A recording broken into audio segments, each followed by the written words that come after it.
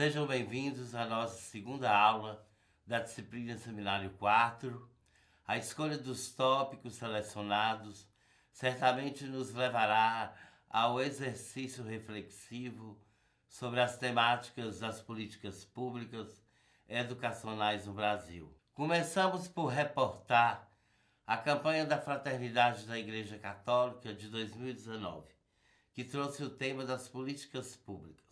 Ao ser interrogado sobre o que eram políticas públicas e os motivos da escolha do tema para a campanha, Robert Soares do Nascimento, agente de pastoral do Núcleo de Educação e Direitos Humanos do Centro Universitário Salesiano de São Paulo, disse que políticas públicas são ações e programas desenvolvidos pelo Estado para garantir e colocar em prática direitos que são previstos na Constituição Federal e em outras leis. Ao se referir sobre a importância do tema, o agente buscou na prática da cidadania comunitária as razões de fazer o Brasil se debruçar sobre essa ferramenta pública de transformação social. E realça o seguinte: a presença dos atores sociais, que são o Estado, a sociedade, os movimentos sociais, em sinergia, em conjunto, é fundamental para que as políticas públicas sejam adequadas à realidade. E prossegue: prefiro este conceito mais amplo, onde o Estado está presente, mas também os outros atores sociais faz parte do desenvolvimento das políticas públicas.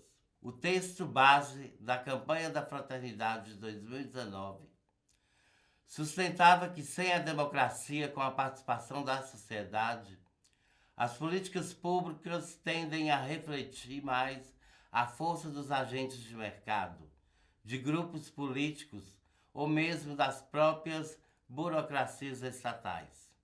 Ou seja, nós precisamos cada vez mais promover o debate na comunidade, fortalecer nossa democracia para que não fique monopolizada na mão de pequenos grupos.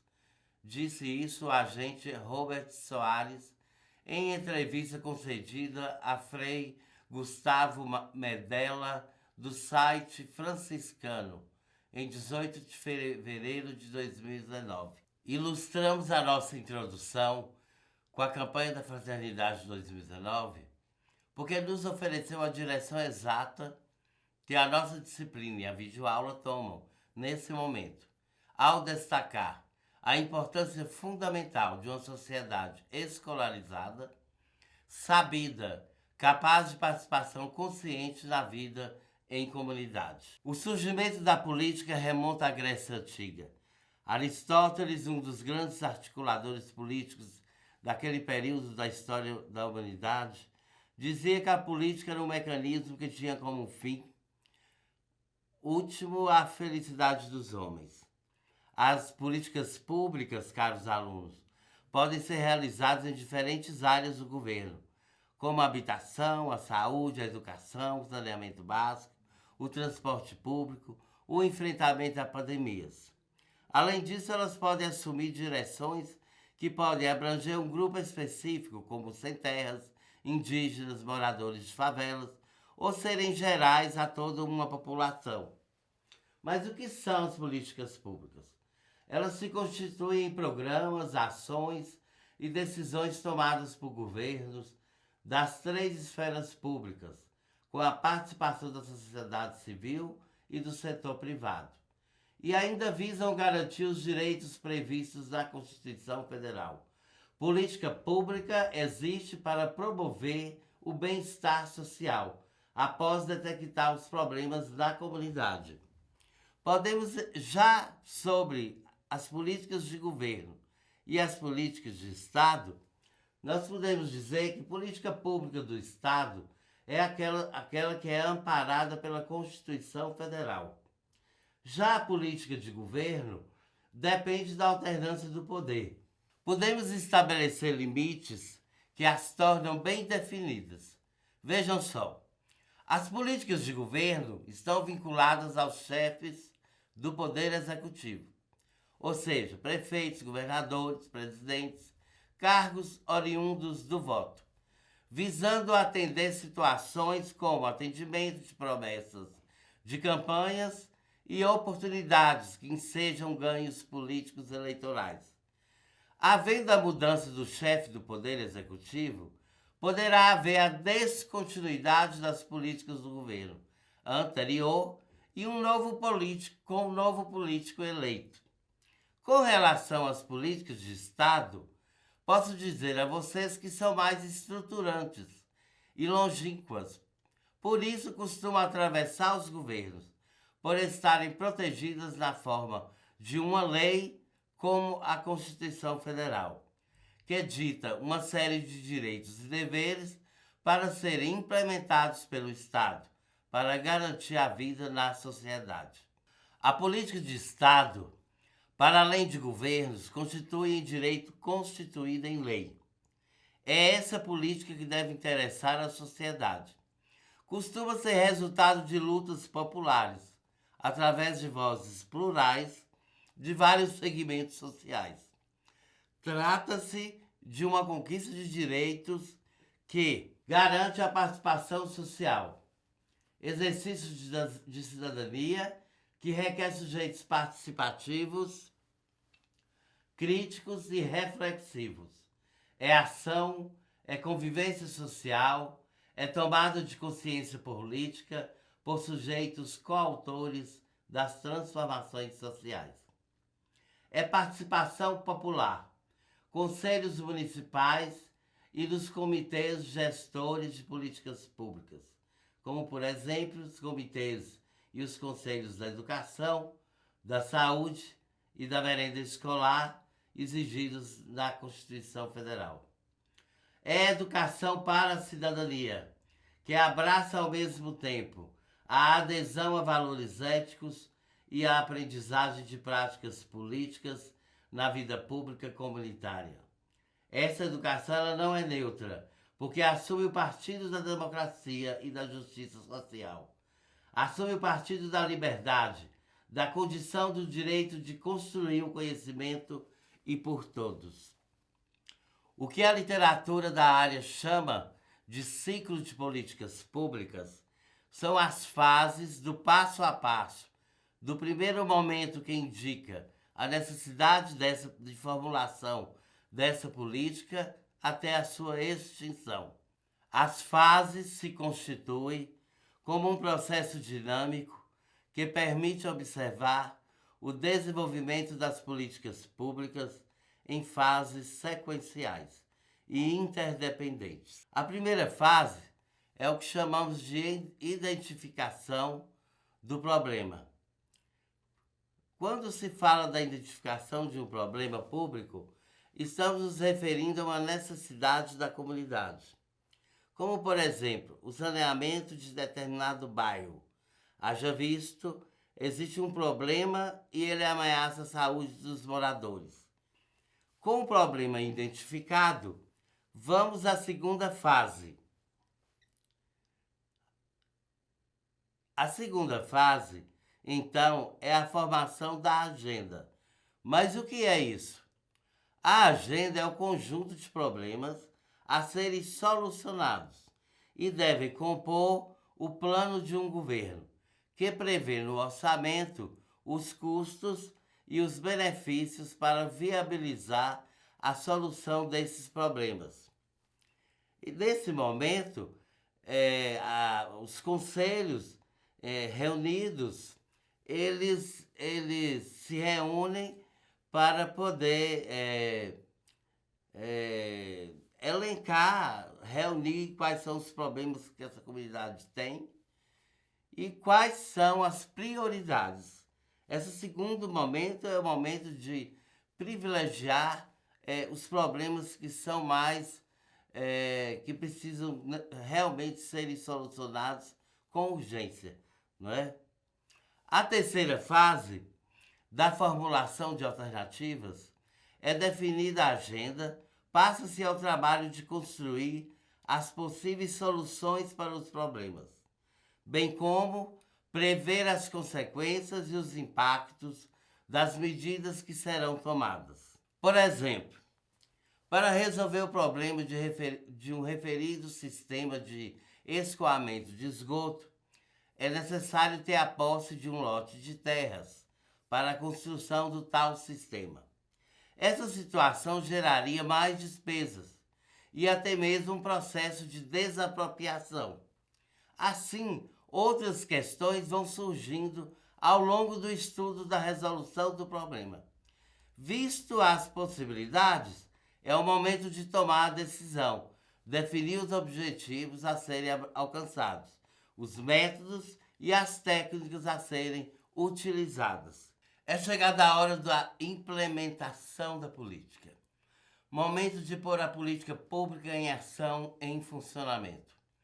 Em outras palavras, para políticas de governo, é o momento da inauguração, da festa e tudo mais. Em seu planejamento inicial, é previsto o tempo para que a política seja implementada, se possível de ser avaliada. O processo de avaliação de uma política pública antes da implementação, durante e depois da implementação, é necessário avaliar os impactos dessa política pública. Se o problema inicial está sendo resolvido ou se ao menos tem sido reduzido ou atenuado. Esse é um momento importante que solicita a participação da comunidade. Então, chegamos à última fase do ciclo, que é aquele que se refere à extinção da política. A extinção da política pública ocorre a partir de 3 situações. Se o problema que deu origem à política foi resolvido, não justifica mais manter essa política. Então deve ser extinta, dando espaço a outros problemas a serem solucionados na comunidade. Se a política pública implementada foi ineficaz, deve ser avaliada a sua extinção, que pode ser dada quando o problema inicial, apesar de não ter sido resolvido, ele perdeu a importância. Cada cidadão possui fundamental importância na tarefa de participar da gestão pública. O controle social é uma expressão de cidadania comunitária. A participação da sociedade civil nos processos de planejamento, acompanhamento, monitoramento e avaliação das políticas e ações da gestão pública é o que nós chamamos de controle social do poder público. Esse controle é feito pela sociedade civil das ações públicas. Fortalece a cidadania, aproxima a sociedade do Estado e acompanha e cobra ações do governo que por boa gestão pública. O controle social pressupõe a efetiva participação da sociedade, não só na fiscalização da aplicação de recursos, como também na formulação e no acompanhamento da implementação dessas políticas. O controle ativo permite uma maior participação cidadã, o que contribui para a consolidação da democracia em nosso país. Além disso tudo, o controle social faz a prevenção da corrupção e o mau uso do dinheiro público, através dos conselhos municipais, das audiências públicas, da Lei de Licitação 8666/93 e do Orçamento Participativo. A Lei número 101 de 2000 da Responsabilidade Fiscal. E além disso, você pode acompanhar através do Portal da Transparência e dos órgãos jurídicos superiores da União, que é o Tribunal de Contas da União, da Controladoria Geral da União e do Ministério Público. Ao governo e à escola, cabe estimular uma educação que incentiva a sociedade a participar da vida pública, enfatiza o viver coletivo e a busca pelo bem-estar comum de todos, pluralizando as vozes nos espaços públicos para construir uma administração eficiente, aberta e democrática. O financiamento da educação é um elemento estruturante para a organização e o funcionamento das políticas públicas educacionais. Desse modo, para a materialização do Sistema Nacional de Educação. Embora não seja fator suficiente, é condição necessária para universalizar o direito à educação pública de qualidade. Para financiar a política de educação em sua abrangência, missão e princípios, o Estado instituiu a estrutura e as fontes de financiamento no artigo 212 da Constituição Federal, vinculando recursos para a educação e garantindo assim percentuais mínimos da receita resultantes de impostos à manutenção e desenvolvimento do ensino. Os recursos públicos destinados à educação têm origem em receitas de impostos próprios da União, dos estados, do Distrito Federal e dos municípios, receita de transferências constitucionais e outras transferências, receita da contribuição social do salário educação. Mas o que é salário educação? Trata-se de contribuição social destinada ao financiamento de programas, projetos e ações voltadas para a educação básica pública. Quem paga o salário educação? O universo de contribuintes do salário educação é formado pelas empresas vinculadas à Previdência Social, atualmente definidas como toda e qualquer firma individual ou sociedade que assume o risco de atividade econômica, urbana ou rural, com fins lucrativos ou não, bem como as empresas e demais entidades públicas. Os patamares, no mínimo, são de 18% da receita de impostos da União e 25% da receita de impostos dos estados, do Distrito Federal e dos municípios, incluindo as transferências entre esferas do governo. A Constituição Federal de 88 estabeleceu ainda que a educação básica teria o salário educação como fonte suplementar de recursos. Em seu artigo 212, caro aluno, a Constituição Federal de 88 estabelece que a União aplicará anualmente nunca menos de 18% e aos estados, Distrito Federal e os municípios nunca menos de 25% da receita líquida de impostos na manutenção e desenvolvimento do ensino.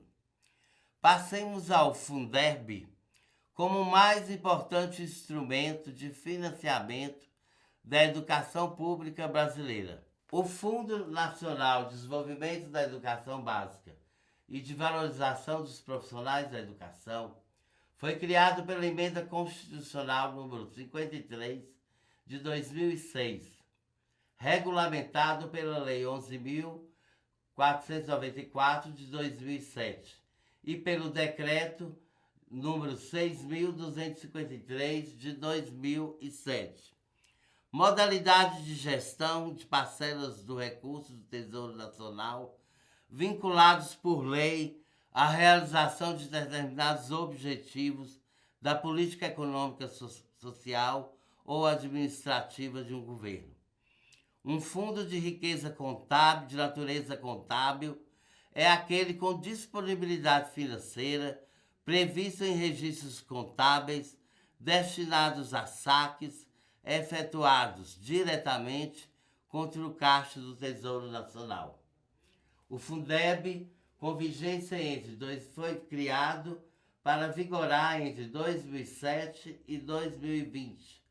A sua implantação em 1 de janeiro de 2007 foi concluída em 2009. A PEC 15 de 2015 aprovada em 21 de julho de 2020, tornou o fundo permanente, ou seja, passamos de política de governo para política de Estado. Agora sim, 60% do Fundeb deve ser destinado para o pagamento de pessoal, os profissionais da educação. E 40% sobrantes na manutenção da escola, no material didático, em equipamentos e transporte escolar. Para ilustrar essa discussão sobre o financiamento da educação pública no Brasil, passemos a conhecer e a caracterizar o Fundo Nacional de Desenvolvimento da Educação, o FNDE, criado em novembro de 1968 como uma autarquia federal vinculada ao Ministério da Educação. Por isso, é uma entidade pública fiscalizada pelo Estado, mas que possui autonomia para a sua gestão. O controle por parte dos pais, dos professores e da comunidade, onde a escola está, é feito através do colegiado escolar, que garante uma eficaz aplicação dos recursos ao atender as reais necessidades dessa comunidade. Embora tenha um papel central na garantia de um ensino de qualidade, o FNDE ainda é um órgão desconhecido pela sociedade.